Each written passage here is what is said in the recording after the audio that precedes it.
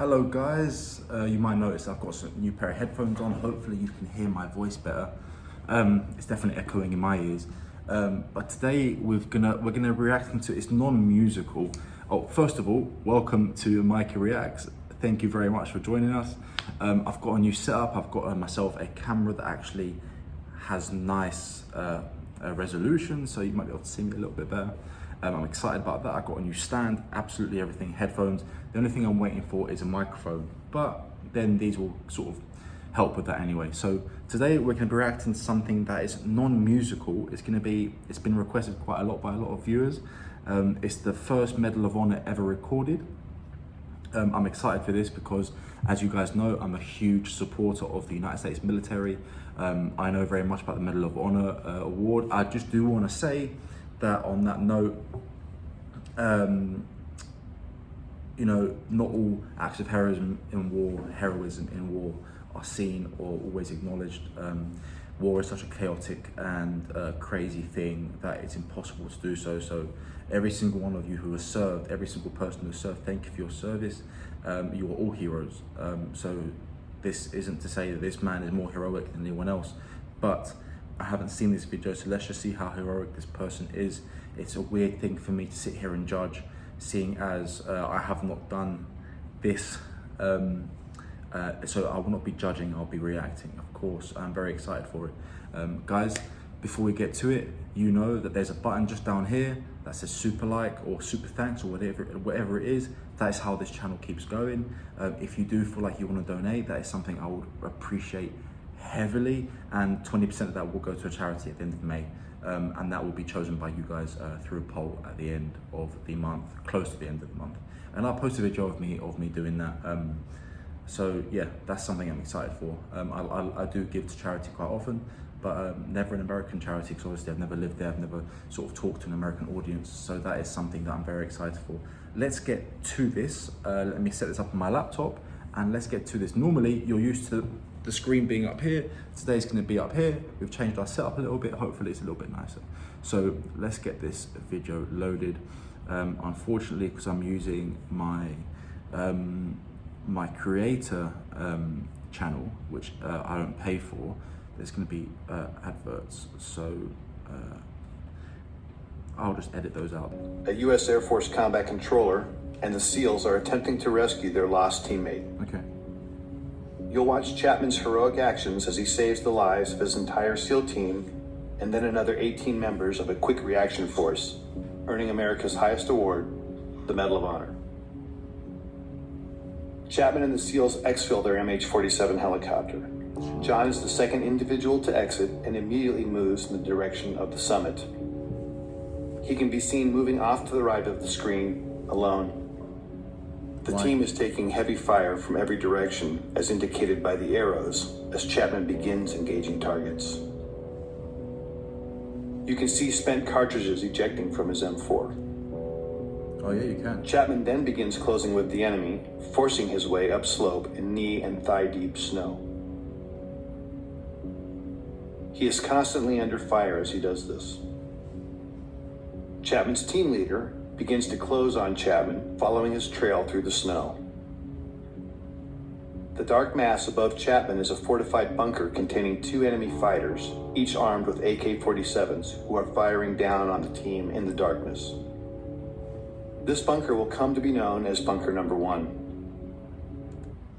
So for many of you who don't know, sorry, I'm just going to pause it there. I'm assuming this is Afghanistan, and many of you might be confused with the snow. But yes, mountains are snow-capped in Afghanistan. It is not what everyone perceives it to be as just hot all year round. It does have seasons. It is cold in the winter. I just thought I'd let you guys know that. So far, this is really interesting footage that I'm seeing, being able to see them infill from the Chinook. And you can see them all individually moving. My only question is why was Chapman alone? I know he's a combat controller. He's an Air Force combat controller. So as far as I understand, his role is to coordinate with aircraft and sort of guide them into position for attack. So is that possibly why he was ahead of the team and separated from his team? And I also know that obviously under fire, you want to spread out, you want there to be less chance of, you don't want to be clustered together, you want to form a position where there is distance between you, and that is how patrols are also walked. Patrols are not walked very, very close together. Normally you're around 40 to 50 meters apart for reasons of, it's a tactical advantage. Anyway, let's carry on. To the left of the tree and Bunker 1 is another gray mass. This is a rock outcropping that came to be called the boulder. Okay. Between Bunker 1 and this boulder can be seen the body of slain SEAL Neil Roberts. The man, Chapman, and the others are attempting to recover. Oh, so they're there to recover a body. Wow, okay. Wow, so he was killed in action. Do you know what? That shows amazing brotherhood. The fact that they create an operation to rescue a brother who has fallen is absolutely incredible. Absolutely incredible.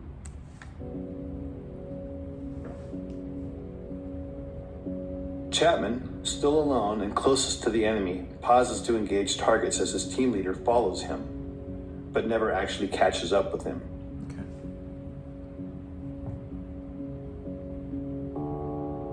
Okay. Chapman, on his own, now makes the decision to charge directly into the enemy bunker, despite withering point-blank fire. Amazing. Chapman, now literally on top of the enemy, engages the two combatants and kills them, saving the lives of the remaining SEALs. Good lad. He does this from a distance of no more than 10 feet. Wow. These actions, by themselves, earned him his first Medal of Honor. So his first Medal of Honor, so he was awarded more. I mean, don't get me wrong. Look, you're charging from 10 feet away under fire, okay? It's hard to miss from 10 feet. I know in combat situations, adrenaline is rushing, and especially these sort of militants that they're fighting against might be untrained in the art of war, should we call it? But the fact that he survived that in itself impressive, and the fact that he had the mental fortitude to do that is incredible. Incredible. He then climbs into and takes control of the bunker. Good lad. Having cleared the immediate threat, Chapman is then joined by his team leader in Bunker 1. Amazing. You can then see Chapman and his team leader engaging the next bunker, known as Bunker 2, which is situated to the left edge of the screen. So at least now they have some cover. This bunker, manned by a handful of Chechen and Uzbek fighters, also contains a heavy PKM machine gun. Chechen and Uzbek fighters? Where was this? Where is this recorded? Because the Chechens don't mess around. They're extremely good fighters.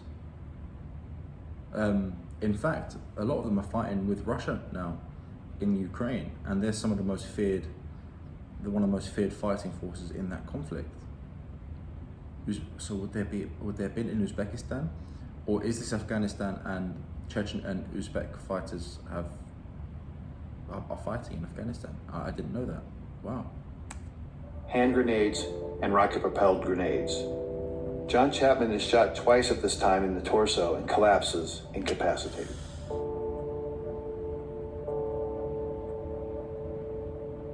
Sorry for pausing again, just so you know, shot 2 times in the torso. A lot of you might be confused with that because obviously, the wearing of body armor. So, where body armor is designed to protect your vitals. So it does sort of start just below the collarbone. Okay, if it's worn properly, it protects the heart, the lungs, and the vitals here. However, it does stop midway down the belly, so actually also for range of movement, because otherwise you can't move. So an abdominal shot is totally possible, and that is a very, very horrible way to get shot. You are now looking at a new angle, and at the left of the screen can be seen the 2-man fire team and team leader on top of the boulder. Yeah, I can see them. Just below it is Bunker 1 with the mortally wounded Chapman. One SEAL can be seen firing his modified M60 machine gun from the hip into Bunker 2 on the right side of the screen until he is struck by grenade shrapnel and tumbles 10 feet off the top of the boulder, collapsing at the feet of his team leader. Thus setting off a chain of events that would lead to the SEALs abandoning Chapman on the summit. Did they know the they were wounded abandoning SEAL him, and the team leader can be seen conferring about his injuries. Moments later, the SEALs decide to retreat from the summit because their position is untenable in the face of continued massive enemy firepower. They can be seen moving toward the right side of the screen and passing the body of Neil Roberts. Unfortunately, the SEALs do not pass John Chapman, who is above them and inside Bunker 1. It's possible they don't know his location. This angle shows 3 SEALs in a triangle. The larger black heat signature is a smoke grenade. Just to its left is a donkey and dead Al-Qaeda fighter killed by Chapman. Wow. The steepness of the mountain can be seen as Al-Qaeda? But they mentioned Chechen before. SEALs begin to slide down the near sheer face.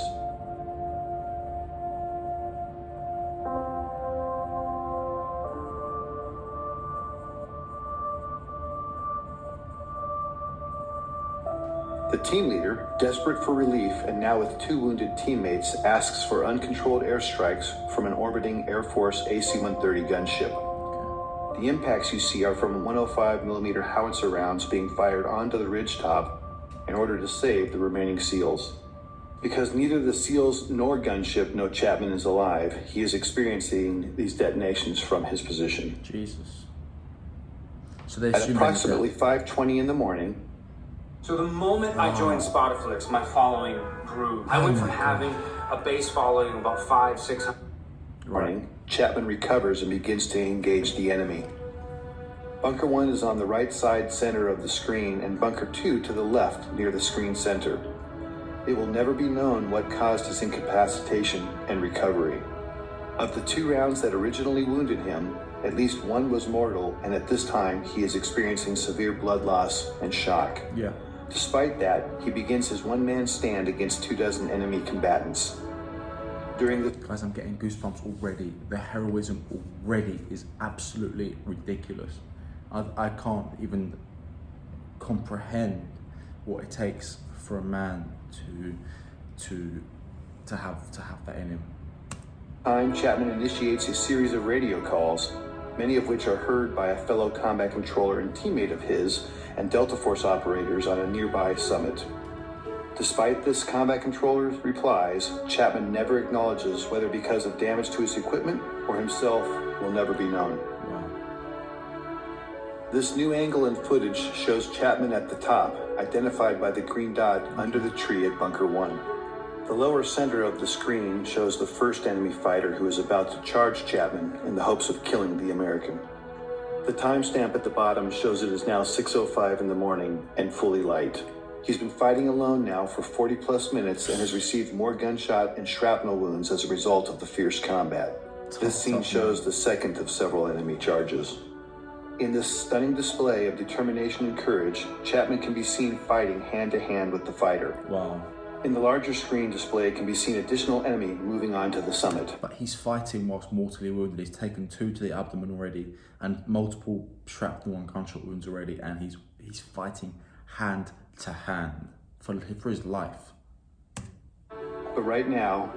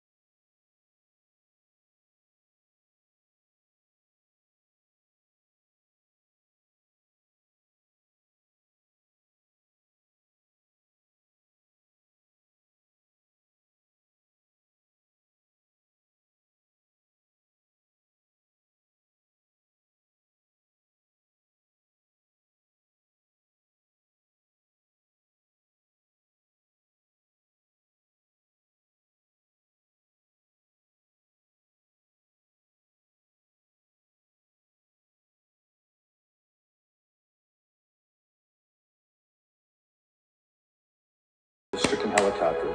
He's covering them. he is doing his utmost to save the lives of these 18 men that he doesn't know. Some of them are fatally shot as they exit. Oh, come on. These images, with Chapman fighting the enemy at close quarter, are the last to show him alive and in this heroic act, thus qualifying for his second Medal of Honor.